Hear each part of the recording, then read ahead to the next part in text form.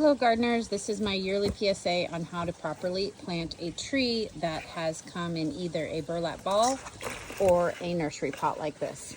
A lot of times the trees are dug up and they're kind of balled up, stuck in a pot, and then soil is stuffed in there. And then over the course of the years that a lot of trees sit in pots or burlap balls, the soil is actually pushed up by the roots because the roots run out of room. The actual root ball on this is only that right there. And so because it had space in this pot, it started, pushing up, and, soil was probably added or mulch. And then all these roots are actually growing from down here up here. The roots that are growing out right here, or this growth that's growing out right here, were more than likely branch nodes. And once they were under soil, they just started growing. But they were growing around the tree and actually starting to girdle it. And you can see where that dents in right there. And that's as damaging as any sort of girdling when roots do it. The other type of girdling is with a rope or wire. And then the final way that something can be girdled is, well, not final way, you can do it with a lot of stuff. You could do it with grass clippings that you are starting to pile up on a tree's trunk, and that will eventually girdle it and kill it. Whereas this was roots and soil moving up and getting this part of the trunk bark wet.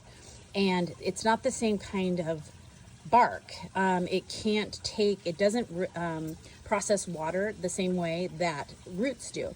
So this bark, the layer that's underneath the bark, the cambium layer, is actually the one that takes water up and down to the up here where the needles or leaves are, and then takes it down here into the root structure.